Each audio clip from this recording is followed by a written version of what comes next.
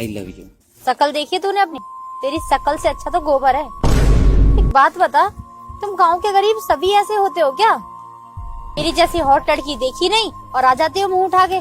तुम गरीब लड़के अपनी हैसियत देख के सपने क्यों नहीं देखते? देखो मेरा विश्वास करो, मैं दिन रात मेहनत करूंगा, अमीर आदमी बनूंगा और तुम जो भी चाहोगी वो सब ला कर दूंगा। पता भी है मैं एक करोड़पति की बेटी हूँ। और ये देखो ऐसे होते हैं बॉयफ्रेंड। ये करोड़पति है, ये मुझे महंगी महंगी गाड़ियों में घुमाता है, महंगी महंगी चीजें दिलाता है। और तुम्हें देख के तो ऐसा लगता है कि आज भी तुम 5 रुपए में पीपल के पेड़ के नीचे बैठ के बाल कटवाते होगे। क्यों? गांव में तो ऐसे ही कटवाते हैं ना बाल? हाँ, गांव में ऐसे ही कटवाते हैं। यार ये गांव के गरीब लड़के भी ना कितने ढीठ होते हैं। मैं कब से इसकी बेइज्जती पे बेइज्जती करे जा रही हूँ, फिर भी नहीं जा रहा। यार मैं तुमसे सच्चा प्यार करता हूँ, इसीलिए नहीं जा रहा। और ये अमीर लोग, जब तक तुम्हारे पास पैसे हैं, जब तक तुम अमीर हो, सिर्फ तभी तक तुम्हारे साथ हैं। क्या कहा तूने? तेरी धूल चांदनी पड़ेगी मुझे। ऐसा न मानने वाला तू, करकेटा सी शकल के।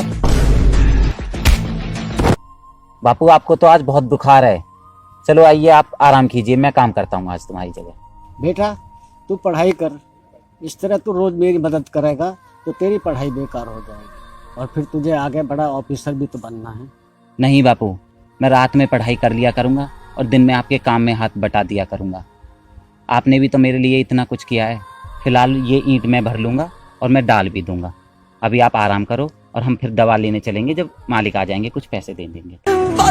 यार विकास, ये तुम्हारे पापा ने कैसे बुढ़े मजदूर रख रखे हैं, देखो कैसे आराम फरमा रहे हैं। हाँ यार, ये गरीब लोग मुझे इसीलिए गुस्सा दिलाते हैं। इन्हें बस हराम का पैसा चाहिए। देख कैसे लोट मार रहा है। रुक, मैं अभी सबक सिखाता हूँ इसे।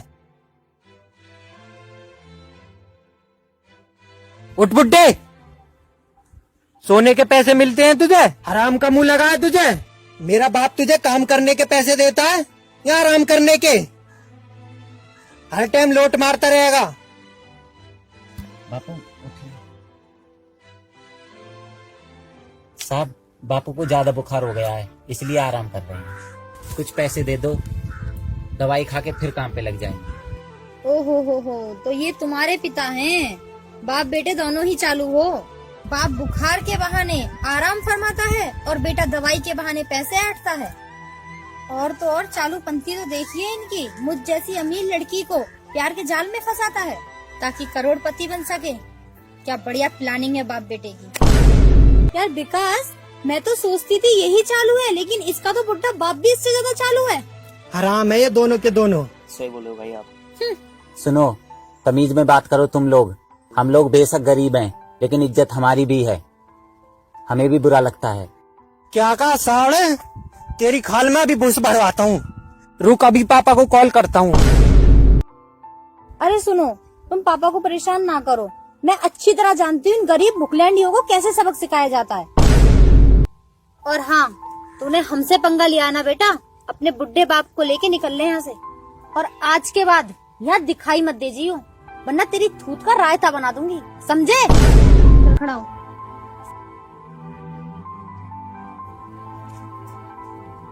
जल्दी उठा इसे। चल निकल यहाँ से। मेरी एक बात अपने दिमाग में अच्छी तरह बिठा लियो, आगे से दिखाई मत दीजिए यहाँ। निकल चल अब यहाँ से। निकल।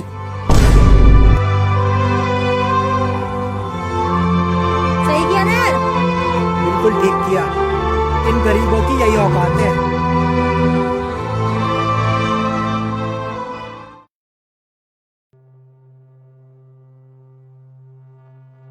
राहुल बेटा, बहुत बेइज्जती होगी, अब तो वो मर ही जाना चाहिए।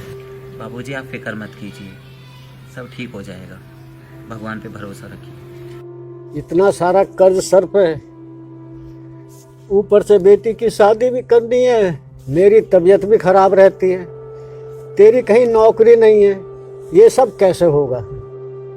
भगवान भी सिर्फ अमीरों की ही सुनते हैं, हम गरीबों की नहीं सुनते। भगवान भी अमीरों के ही है, हम जैसे गरीबों का कोई नहीं होता। दवाई लिया तुम?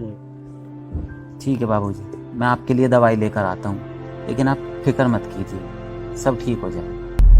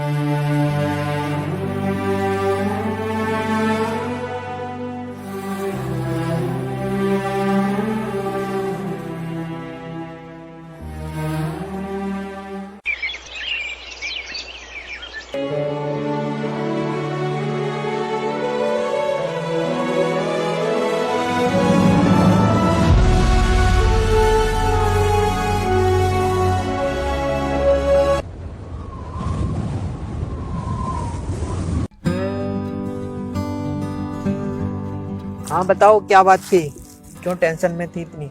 यार जब से ये नया कलेक्टर आया है ना, तब से मेरे पापा को बिजनेस में बहुत घाटा हुआ है। तुम अपने पापा से बोलो ना, वो कुछ हेल्प करें हमारी, दिन पे दिन कर्ज बढ़ता जा रहा है। यार मैं क्या बोलूंगा पापा को, वो सोचेंगे कैसी गर्लफ्रेंड है, हेल्प मांग रही है।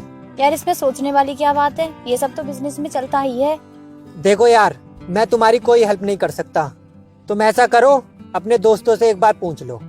यार एक बात बताओ, तुम मेरे बॉयफ्रेंड हो और हम शादी भी करने वाले हैं। अगर तुम मेरी हेल्प नहीं करोगे तो फिर कौन करेगा? क्या बोला? हम शादी करने वाले हैं? भूल जाओ अब शादी वादी, अब तुम्हारे बिजनेस की लंका लग चुकी है और तुम रोड पर आ चुकी हो। मेरे पापा, रिश्तेदार क्या बोलेंगे वो कि एक गरीब लड़की से शादी की है, हमारी कितनी बेइज्जती होगी पता है तुम्हें? इसलिए अब मैं तुमसे शादी नहीं कर सकता, माफ करना, अब निकल लो यहाँ से।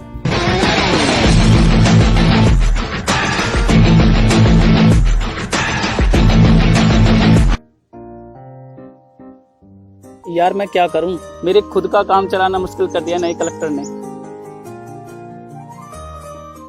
हाँ यार निक्की, जब से नया कलेक्टर आया ना शहर में, इसने सारे 2 नंबर के काम ठप कर दिए।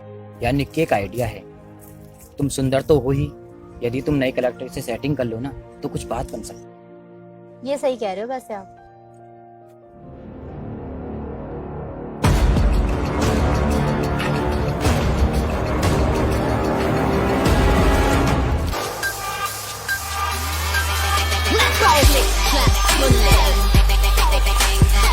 यार छापा पड़ा है मेरी फैक्ट्री पे, इसीलिए डीएम से प्राइवेट मिलने आई हूँ। सोच रही हूँ अकेले में इससे बात करके इससे सेटिंग कर लेती हूँ, तो फिर हमारे सारे काम चलेंगे। हाँ हेलो, पहुंच गया हूँ मैं, तुम कहाँ हो? सुन, तेरे से बाद में बात करती हूँ काम हो जाने के बाद, ठीक है? अरे तुम तो वही बुढ़े बेलदार मजदूर के बेटे हो ना, जो अपने बाप के साथ ईंट उठाते थे और बीमारी का बहाना करके आराम फरमाते थे। अरे वाह, क्या बात है, कोई लॉटरी लग गई है क्या, या चोरी चकारी करनी शुरू कर दी है, जो इतने अच्छे कपड़े पहन रखे हैं? तुम्हें पता भी है तुम किससे बात कर रही हो? क्यों, सूट वूट पहन के तो बहुत बड़ा टीटी हो रहा है। सुन, चप्पल कितनी ही महंगी क्यों ना हो, लेकिन उसकी औकात पैरों में ही होती है। उसी प्रकार तुम गरीब मजदूर लोग कितने ही अच्छे कपड़े पहन लो, लेकिन तुम्हारी औकात हम अमीरों की जूती के बराबर ही होती है। चल जा यहाँ से, इस बार छोड़ रही हूँ, आगे से दिख मत जाना।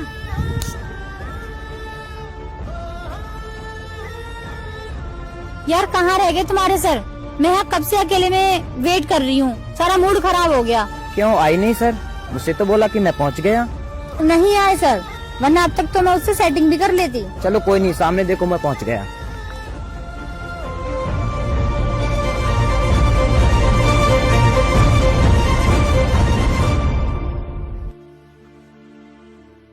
हाँ जी सर। सर मैंने आपसे बात की थी ना अपने फ्रेंड के लिए, ये वही है। क्या ये है नया कलेक्टर? हाँ यही है हमारे शहर के नए collector. Sorry sorry, I am really very sorry sir, मुझे नहीं पता था आप कलेक्टर हो, मुझसे गलती हो गई, माफ कर दो मुझे।